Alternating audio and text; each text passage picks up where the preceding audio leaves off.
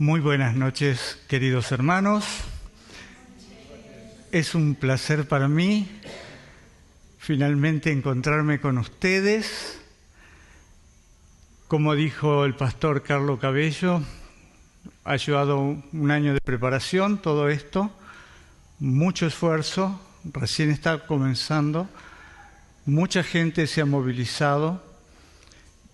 Hemos viajado miles de kilómetros para estar ante ustedes esta jornada y poder mostrarles con el poder de Dios que es el tiempo de conocerlo. Y es el tiempo de conocerlo porque solamente podemos amar a alguien que conocemos. Podemos decir que amamos a alguien que no conocemos. Podemos decirlo, pero verdaderamente no lo amamos. Cuando conocemos a alguien en profundidad es cuando podemos decir que verdaderamente lo amamos. Esa es la relación de pareja que el Señor quiere. Por eso hizo al hombre y a la mujer, para que se conocieran y se complementaran. Y esta es la palabra que casi podría decirles es la base de lo que quiero presentar delante de ustedes en todas estas conferencias, y es la complementación de Dios y la humanidad a través de su Hijo. Muchas veces escuchamos decir que los antitrinitarios, tal como lo dijo Emanuel en la predicación anterior, negamos la divinidad de Cristo. Pero si alguien se toma el trabajo de escuchar las predicaciones que tenemos en nuestros canales, se va a dar cuenta que no es así. Pero en general la gente que critica no se preocupa por investigar, simplemente se preocupa por criticar. Y yo no quiero que a ustedes les pase eso, sino que quiero darles algunos secretos para que ustedes sientan el placer de investigar y estudiar la palabra de Dios. Generalmente no profundizamos en la palabra de Dios porque no tenemos elementos, no sabemos cómo hacer para estudiar su palabra. Quienes somos adventistas hemos participado durante muchísimos años de los estudios de las escuelas sabáticas, donde a través de un librito vamos descubriendo temas, pero son temas que han escrito otras personas, no los hemos escrito nosotros, y muchas veces nuestro estudio es muy superficial. ¿Quiénes tienen teléfonos celulares? No les voy a pedir ni que los apaguen ni que los dejen por ahí, simplemente es una pregunta, y en serio, ¿quiénes tienen teléfonos celulares? Todos. ¿Y cómo lo usan? ¿Sabiamente o destructivamente? Miren, con mi esposa, ella no puede estar ahora, está muy cansada, hemos estado en Cusco 2 días subiendo y bajando montañas para ver los restos que según los guías son de la civilización quechua o inca. Yo creo que tanto Sacsayhuamán como Ollantaytambo y otros restos que se han encontrado allí, en realidad tienen una perfección tan grande y un tamaño tan descomunal que es imposible que por más que hubiera millones de personas pudieran trasladar esas moles a través de las montañas para asentarlas y construir una fortaleza. Hay piedras, estuve al lado de ellas, las toqué con toda la intención, porque yo decía, esto fue construido por los antediluvianos. Ellos tocaron esto hace 5.500 años y ahora lo toco yo. Y todo este viaje ha sido muy cansador. Entonces mi esposa me pidió que les transmita su saludo, va a estar en las próximas reuniones acompañándonos, pero está muy cansado. Estamos despiertos desde las 4 de la mañana, viajando desde Cusco a Lima, desde Lima a Tarapoto. Llegamos hoy a la tarde y bueno, estamos también queriendo conocer esta ciudad de Moyobamba, y mañana también trasladarnos a Rioja. Así que esto es una maratón, mucha gente trabajando para que podamos compartir el conocimiento de un Dios que se revela. ¿A través de qué libro se revela Dios? ¿Perdón? Veo que no hay una unidad de criterio. A ver, a través de la Biblia, levante la mano. A través de la naturaleza, levante la mano. Pueden ser los mismos, porque son los dos libros de Dios. La Biblia y la naturaleza. ¿Cuál fue el primer libro en el cual Él se reveló? Claro que sí, en la naturaleza, como dijo nuestro amigo. En la naturaleza, porque ese era el libro que tenían Adán y Eva.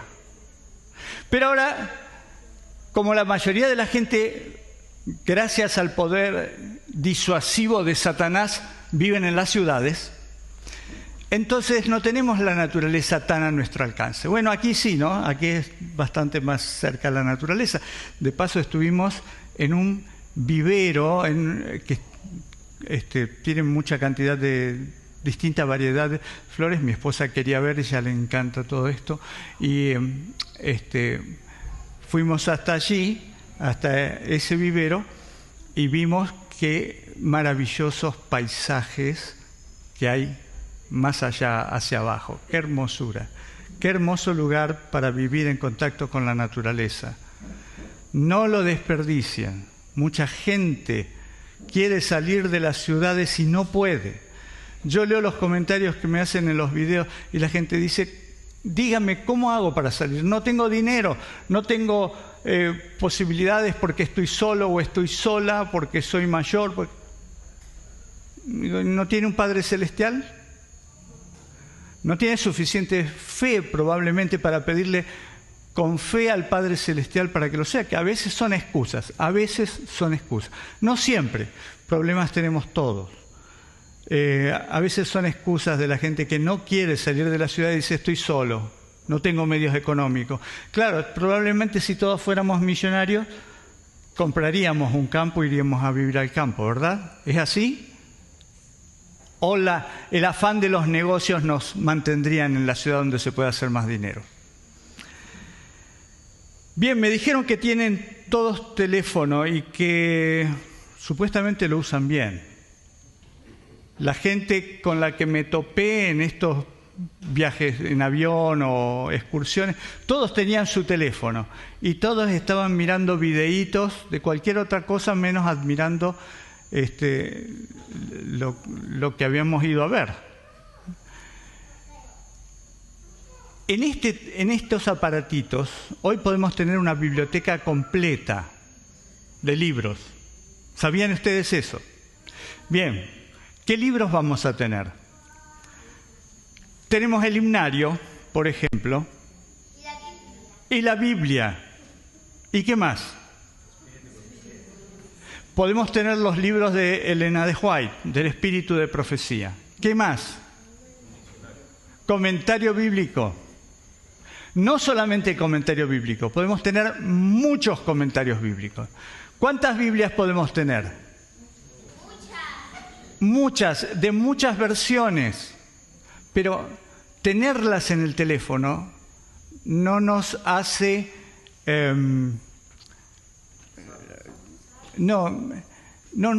hay una palabra que usamos allá en Argentina, no nos hace duchos. No sé si se usa acá, es una persona que experto, exacto, esa es la palabra, gracias. No nos hace expertos en estas cosas. Les voy a enseñar ahora cómo empezar a profundizar en la palabra del Señor y encontrar joyas escondidas que muchas veces ni siquiera sabíamos que estaban ahí. Así que Enciendan sus teléfonos. Pongan la Biblia en el teléfono. Vamos a empezar.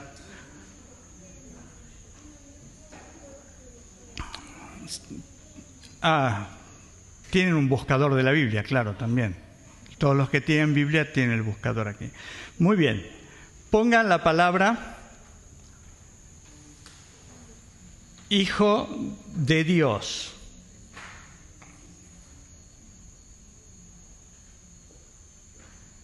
Hijo de Dios, buscar. ¿Cuántas veces apareció allí?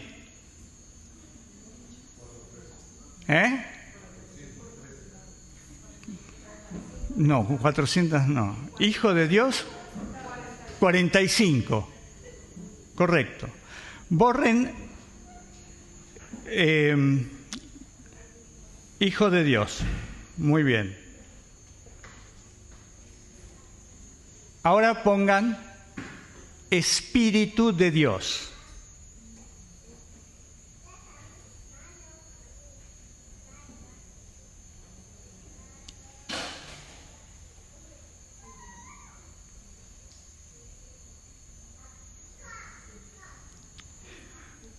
Muy bien, ¿cuántas veces apareció?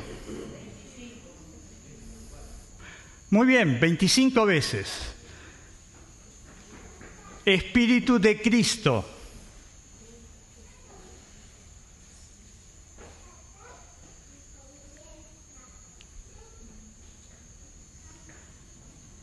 ¿Cuántas veces? 2. Espíritu de Jesús.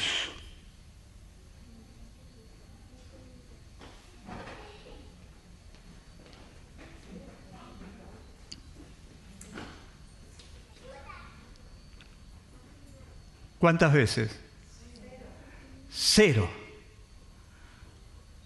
¿Por qué será? ¿No tiene Jesús un espíritu? ¿Por qué no hay ninguna mención en la Biblia del espíritu de Jesús? Pero sí del espíritu de Cristo. Y sí, por supuesto, Espíritu Santo. ¿Cuántas veces? 91 veces. ¿Está bien? Correcto. Entonces, ¿cuántas veces es lo que más se nombra en la Biblia? Espíritu Santo. Entonces, cuando alguien se pone a estudiar la Biblia, dice, evidentemente existe un Espíritu Santo. Y el gran error es cuando nosotros mezclamos Espíritu Santo con Espíritu de Dios o con Espíritu de Cristo. ¿Es lo mismo? ¿Qué hace la diferencia? ¿Qué hace la diferencia? La diferencia la hace la preposición de, que es un posesivo.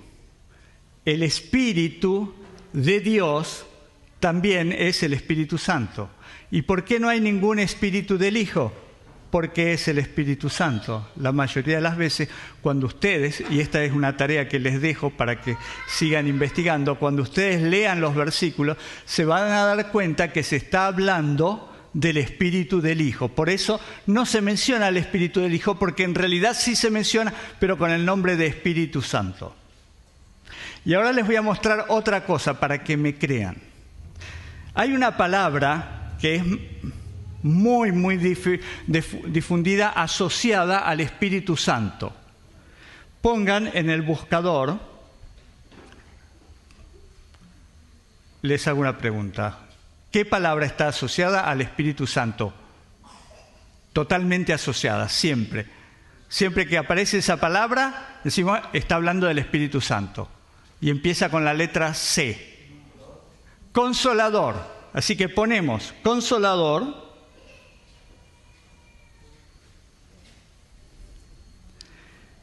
Y aparece ¿cuántas veces? 14 veces. ¿Está referida siempre al Espíritu Santo? No.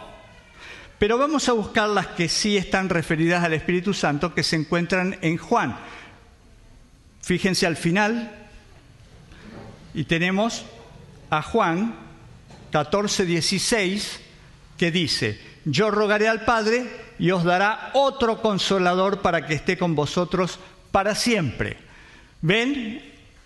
Hay otro. Y esta es una argumentación muy oída entre los trinitarios. 14:26 dice: mas el Consolador, el Espíritu Santo, a quien el Padre enviará en mi nombre, Él os enseñará todas las cosas y os recordará todo lo que yo os he dicho. Juan 15:26: pero cuando venga el Consolador, a quien yo enviaré del Padre, el Espíritu de verdad, el cual procede del Padre, Él dará testimonio acerca de mí. Ahora, vuelve a aparecer este factor de pertenencia. Acá en Juan 15:26 dice: el Espíritu de verdad, el cual procede ¿de dónde? Del Padre. Si procede del Padre, entonces no es otro. Viene del Padre, es del Padre. Y estas son las cosas que a veces la gente no le presta atención, porque Juan podría haber escrito de otra manera esto si este Espíritu fuera otro ser. Versículo Juan 16:7: pero yo os digo la verdad, os conviene que yo me vaya, porque si no me fuera, el Consolador no vendría a vosotros, mas si me fuere, os lo enviaré. ¿Y cómo lo va a enviar? Bueno, vimos que en algunos versículos está hablando del Consolador y el Espíritu Santo indistintamente, ¿sí? Busquen, por favor, en sus Biblias, Juan, capítulo 20, versículo 22. Y esto se los digo para que vean que la Biblia se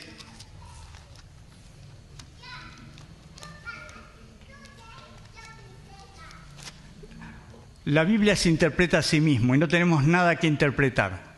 Cuando un versículo es clave, un versículo es fácil de entender, nos da la clave para todo lo demás. Si ese versículo nos está diciendo una verdad o una noticia que es incontrovertible, entonces ese versículo es la base en la cual tenemos que asentarnos. Como las ruinas de Sacsayhuamán. Las bases son unas piedras gigantescas de 130, 120, 130 toneladas. O sea, son 130 vehículos puestos uno al lado del otro. Es el peso de esa piedra. Es inamovible, de tal manera que el diluvio no la movió. Aunque la parte de arriba, la construcción de arriba que habían hecho los antediluvianos, sí está destruida. Tenía piedras más pequeñas, son gigantescas, pero eran más pequeñas y la fuerza del diluvio las destruyó. Lo que quedó es la base. Y Elena White menciona eso, de que algunas ruinas de lo que fueran las construcciones antediluvianas habían quedado. No estaba mencionando esto de Sacsayhuamán porque ella no lo conocía, pero Dios le mostró que había en el mundo construcciones antediluvianas que quedaron destruidas, algunas enterradas, otras semienterradas, y que todavía se pueden ver. Bueno, hablamos, capítulo 20, versículo 22. Leamos desde el 25. Entonces Jesús le dijo a los discípulos: paz a vosotros, como me envió el Padre, así también yo os envío. Y habiendo dicho esto, sopló y les dijo: recibid el Espíritu Santo. ¿Qué hizo Jesús? Sopló y les dijo: recibid el Espíritu Santo. ¿De dónde vino el Espíritu Santo? ¿En forma de paloma? ¿En forma de llama de fuego? No, en este momento no. En este momento solo fue un soplo que Jesús les dio a sus discípulos. Elena de White, sobre este aspecto, ella dice que esto fue un anticipo del Pentecostés. Escuchen el comentario de Elena White, tomo 7a. Esto lo pueden encontrar en el tomo 7a. El acto de Cristo de soplar el Espíritu Santo sobre sus discípulos y de impartirles su paz fue como unas pocas gotas antes de la abundante lluvia que debía ser dada en el día de Pentecostés. Jesús impresionó en sus discípulos el hecho de que a medida que avanzaran en la obra confiada a ellos, más plenamente comprenderían la naturaleza de esa obra y la forma en que el reino de Cristo sería establecido en la tierra. ¿Qué era ese soplo? Las primeras gotas del abundante derramamiento del Espíritu Santo que iba a ocurrir en el día del Pentecostés, 50 días después de la resurrección de Jesús. Entonces, tenemos que ser muy obsecuentes con un tema para decir que el Espíritu Santo no es Cristo, porque acá Juan nos lo está diciendo. Jesús sopló y les dijo, este es el Espíritu Santo. Y salió de adentro de él. Es el mismo Espíritu que Jesús, al morir en la cruz, le dijo al Padre, Padre, en tus manos encomiendo mi espíritu. Ese mismo Espíritu, cuando él lo volvió a adquirir en el momento de la resurrección, luego lo impartió a los discípulos. Ahora, nosotros vimos la palabra consolador acá 3 o 4 veces en el libro de Juan. Vamos a otra carta de Juan, a otra escritura de Juan, que es la primera carta de Juan, capítulo 2.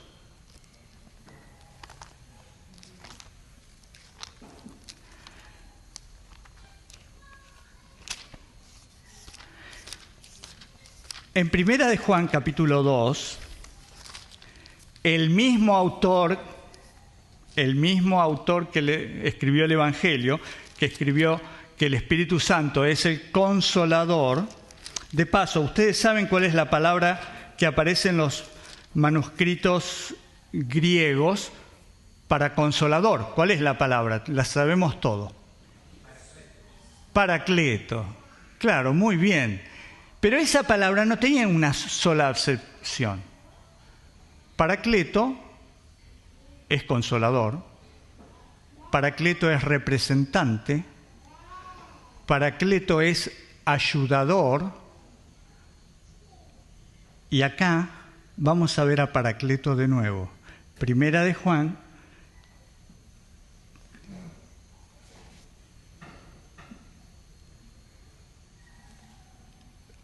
capítulo 2, versículo 1.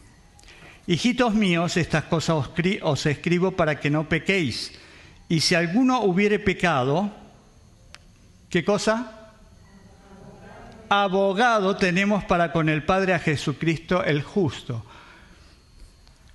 En griego, en el manuscrito griego, la palabra abogado es paracleto, porque esa es otra acepción para consolador. Consolador, paracleto es consolador, ayudador, representante y abogado. O sea que acá dice paracleto, pero el traductor puso abogado. Y en Juan 14, 15 y 16 aparece la palabra paracleto y el traductor puso consolador. ¿Por qué hizo eso el traductor? ¿Podría haber puesto abogado o no? Sí, es lo mismo. O sea, ¿quién define en qué momento paracleto es abogado o paracleto es consolador? ¿Quién lo define? Porque Juan lo que escribió es paracleto. ¿Y quién definió? En la traducción, el que lo define es el traductor. ¿Y por qué el traductor pone consolador y no pone abogado? Porque acá pone abogado. ¿Por qué no lo hizo? Porque los traductores son seres humanos influidos también por las corrientes teológicas en las cuales están inmersos. Entonces, no les conviene identificar al Consolador con Cristo. ¿Cuántos abogados tenemos? Un solo abogado, Jesucristo. Si tenemos dos abogados, ¿por qué tendríamos dos abogados? Si el Consolador es nuestro representante, si el Consolador, el Espíritu Santo, es también nuestro abogado, hay algo que no funciona. Yo les voy a hacer una pregunta a ustedes y quiero que la piensen bien. Esta primera conferencia es una introducción para todo lo que va a venir después. Piensen bien antes de responder. Estoy seguro que ustedes han orado por alguna persona que conocían, o a veces hemos orado por personas que no conocemos porque tienen problemas, porque tienen enfermedades, etc. ¿Lo hemos hecho cuántas veces? Montones de veces. Claro, ¿por qué lo hacemos? ¿Por qué oramos por otras personas? Si no las conocemos, porque nos lo pide alguien y porque nosotros sentimos que también tenemos que interceder ante Dios por esa persona y presionarlo a Dios, porque cuantas más oraciones hay pidiendo por esa persona, Dios más se conmueve. Entonces, si hay entre 2 y 3 millones de personas orando por la salud de fulano o de mengano, entonces Dios dice, verdaderamente esta gente merece que yo le haga un milagro y le solucione el problema. ¿Cuántas oraciones se necesitan para que Dios actúe y produzca un milagro? ¿Cuántas? ¿Cuántas? Una. Este chico, ¿por qué no venís a predicar vos? Pero en serio, ¿cuántos años tenés? 10. ¿Ustedes se dan cuenta por qué el Señor le prestaba tanta atención a los niños? Hay palabras de sabiduría en los niños y a veces no las escuchamos porque son niños.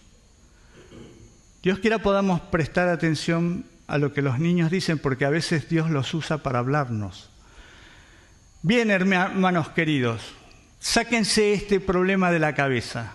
Solo se necesita una oración con fe para mover las montañas. Una oración con fe. 20 millones de oraciones o 2.000 millones de oraciones no cambian la voluntad de Dios para con respecto a esa persona. Entonces, ¿para qué oramos? ¿Para qué? Lo hacemos para olvidarnos de nuestros problemas y concentrarnos en que hay otras personas que lo están pasando peor que nosotros. Para enterarnos de que alguien hoy no comió y que nosotros comimos 3 veces. Para enterarnos de que alguien está luchando entre la vida y la muerte y nosotros estamos muy bien y no tenemos ni un resfrío. Entonces, para dejar de quejarnos por tonterías, por cosas sin sentido, porque en realidad somos ricos, es que oramos por otras personas. Porque al pedirle al Señor por esa persona, nosotros dejamos de pensar en nosotros mismos y pensamos en otro. Eso es lo que a Dios le gusta, que nosotros pensemos en el otro. Ama a tu prójimo como a ti mismo. Eso es lo que Dios quiere. Que amemos a los demás y no que nos amemos a nosotros. Bueno, me fui un poquito del tema. Pero el tema los culpables son los traductores. He hecho en mi canal, tengo 2 o 3 videos en contra de los traductores. Sé que no me voy a llevar bien con ellos, pero entiendo que los traductores no son todo lo honesto que deberían ser. Y que nosotros, las personas honestas, tenemos que encontrar estas joyas y contárselas al mundo para desprestigiar, si quieren, a los traductores, pero ese sería el problema menor, para hacer que brille la luz. Hebreos capítulo 4. Vamos a descubrir otra trampa de los traductores.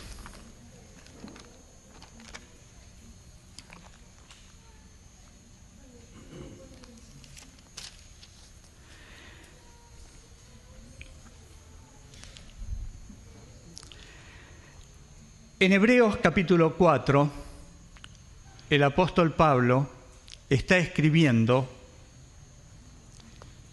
sobre un tema puntual, que es el reposo.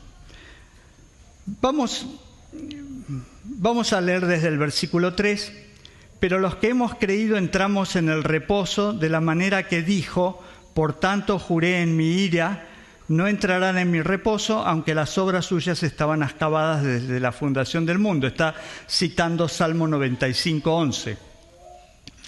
¿Quién es el que dijo? Dios dijo. Porque en cierto lugar dijo así del séptimo día, y reposó Dios de todas sus obras en el séptimo día. Y otra vez aquí, no entrarán en mi reposo. Por tanto, puesto que falta que algunos entren en él, y aquellos a quienes primero se les anunció la buena nueva, no entraron por causa de desobediencia, otra vez determina un día, hoy, diciendo después de tanto tiempo, por medio de David, como se dijo, si oyereis hoy su voz, no endurezcáis vuestros corazones. Porque si Josué les hubiera dado el reposo, no hablaría después de otro día. Nos detendemos acá un segundo porque ustedes vieron que varias veces aparece la misma palabra. ¿Qué palabra es? Reposo. En el original griego, la palabra que aparece ahí es katapausis. Katapausis quiere decir reposo. Cuando ustedes están cansados, después de un día agotador, necesitan reposar. Aunque no sea sábado.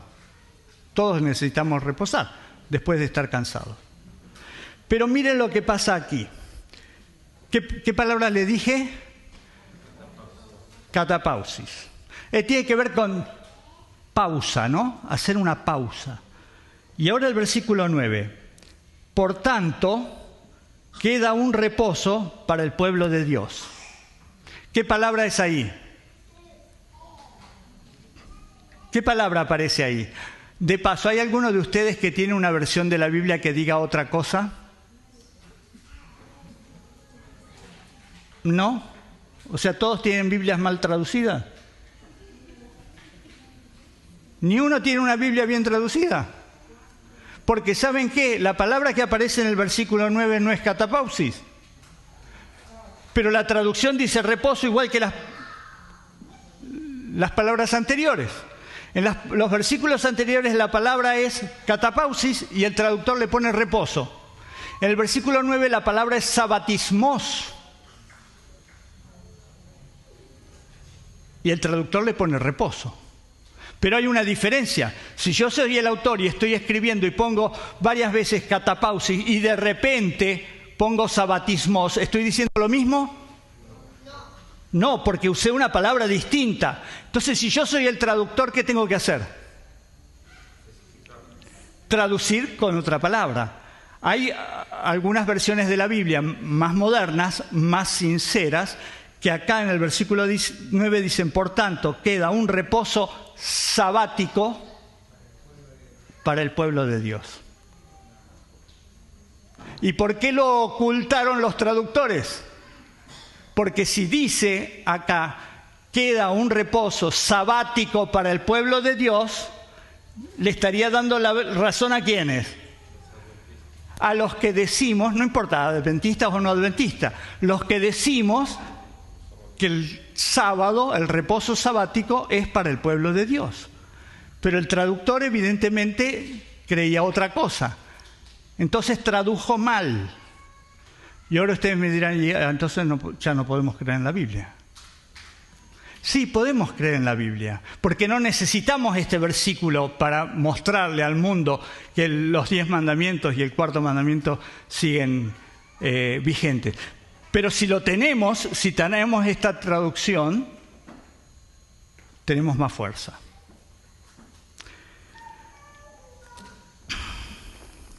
Quiero, para terminar, llevarlos a esencialmente 2 versículos. Uno se encuentra, en Mateo capítulo 26,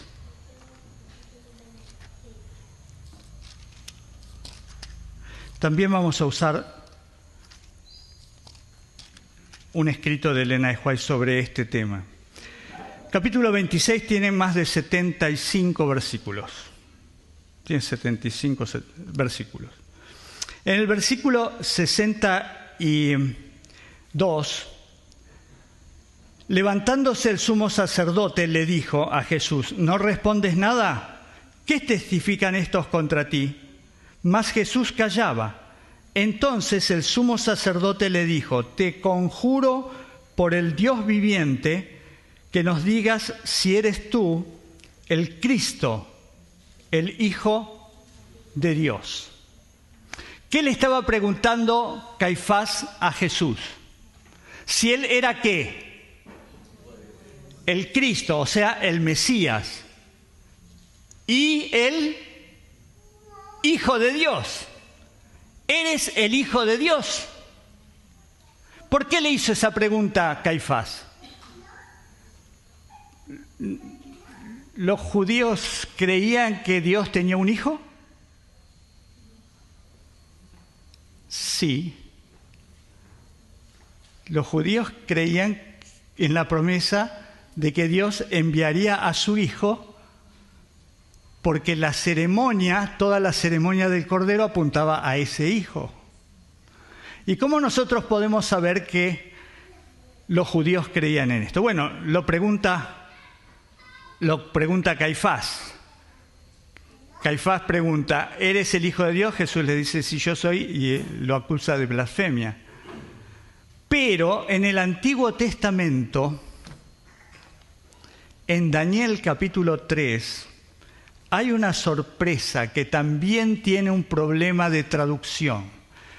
Todos estos versículos ustedes los pueden buscar en el comentario bíblico y van a sorprenderse la interpretación que se le da, porque es la misma que les voy a dar yo ahora. En Daniel capítulo 3, ¿qué nos relata Daniel capítulo 3?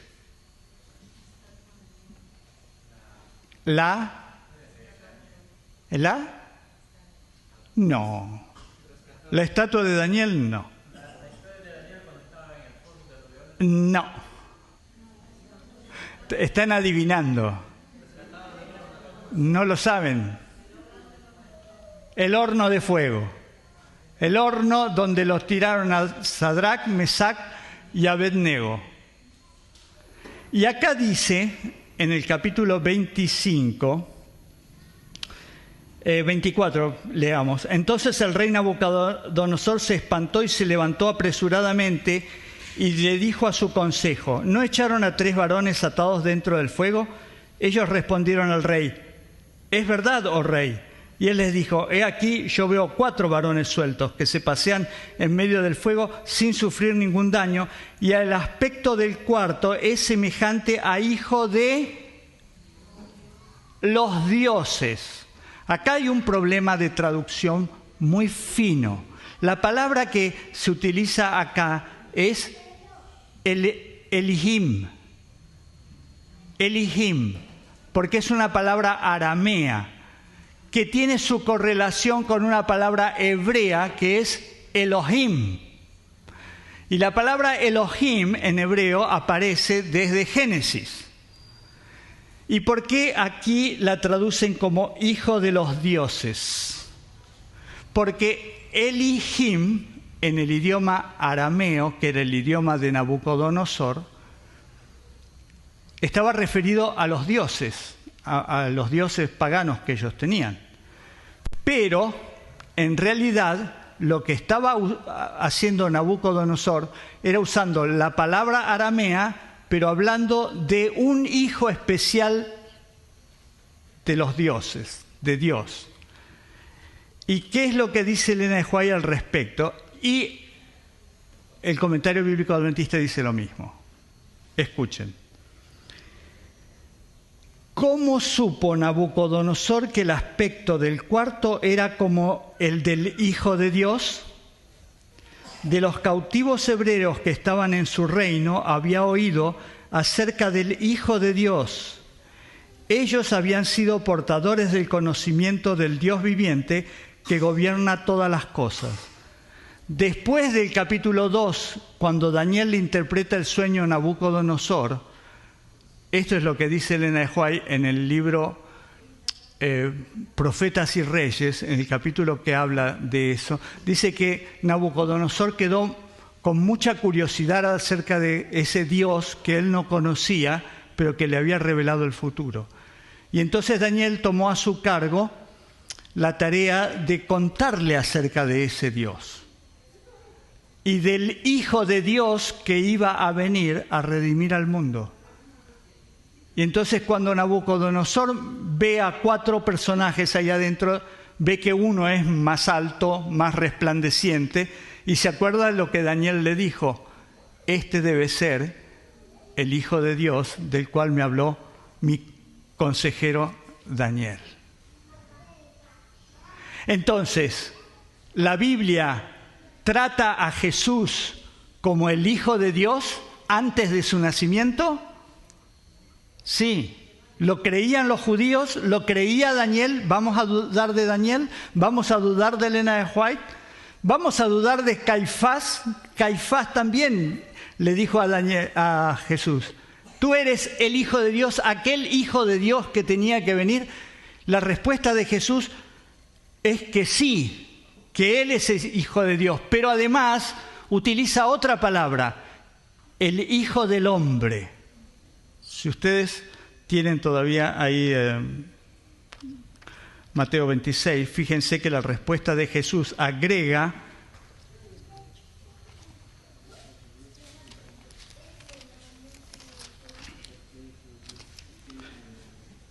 versículo 64. Jesús le dijo: tú lo has dicho, y además os digo que desde ahora veréis al Hijo de Dios, no, al Hijo del Hombre sentado en la diestra del poder de Dios, viniendo en las nubes del cielo.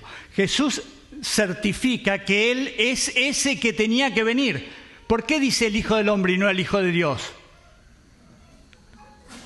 Porque Él ya era el Hijo de Dios, pero además encarnado es el Hijo de los hombres, es el Hijo del Hombre. La palabra hombre que aparece acá, ¿qué palabra hebrea es? Bueno, esto está traducido al griego, pero la palabra que se usó en arameo, el hijo de Adán. El hijo de Adán, el hijo de la promesa, el hijo al cual se le había dicho, del cual se le había dicho a Adán que iba a venir a redimir al mundo. Yo soy el Hijo de Dios y el Hijo del Hombre. Y los demonios, cuando Jesús, pueden poner el buscador, pongan en el buscador, vamos a hacer la última búsqueda: Hijo del Dios Altísimo.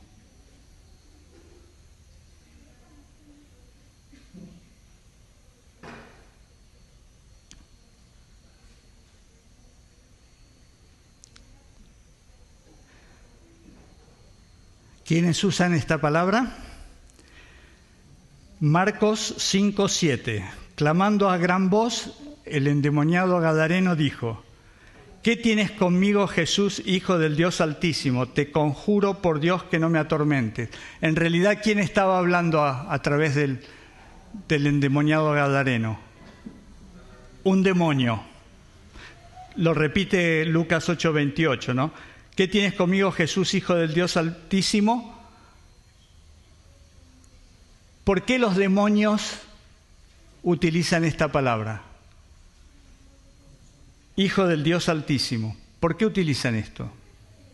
Porque este era el nombre con el cual Jesús era conocido en el cielo. ¿Quién es este? ¿Es Cristo? Sí, es Cristo, es el ungido. ¿Quién es este? Es el Hijo del Dios Altísimo. Y los demonios eso es lo que dijeron: te reconozco, eres el Hijo del Dios Altísimo, no me atormentes.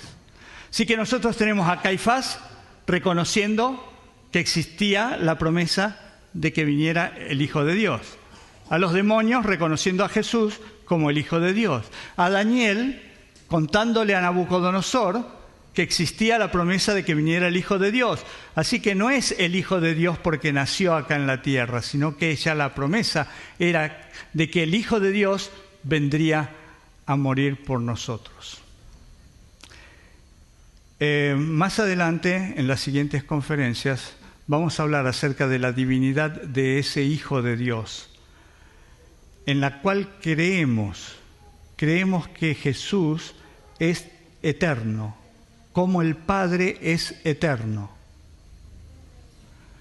El tema central de todo esto es que ninguno de nosotros entiende lo que es la eternidad y no la podemos explicar. Una de las pocas cosas que Dios no nos ha revelado es la naturaleza del Espíritu Santo, la eternidad, porque no la podríamos entender, no porque Él no quisiera, nos reveló todo lo que pudo, pero nuestra mente es tan limitada que no la podemos entender. Algunos dicen eso también de la Trinidad, pero la Trinidad es ilógica. Ya vamos a seguir hablando de esto, porque lo importante de todas estas jornadas es que aprendamos a conocer a este Dios que amó de tal manera al mundo, que dio a su Hijo unigénito. Ese versículo no tendría ningún sentido si Jesús fuera otro Dios. El Padre no podría haber dado a su Hijo unigénito si Él fuera otro Dios. Nosotros entendemos el amor del Padre cuando nos ponemos en el lugar de Dios al tener que dar a nuestro Hijo. Es el caso de Abraham. Abraham entendió el amor del Padre cuando estuvo a punto de sacrificar a su Hijo. Dios quiera, nunca tengamos que pasar por esa experiencia ninguno de nosotros. Pero Dios lo pasó.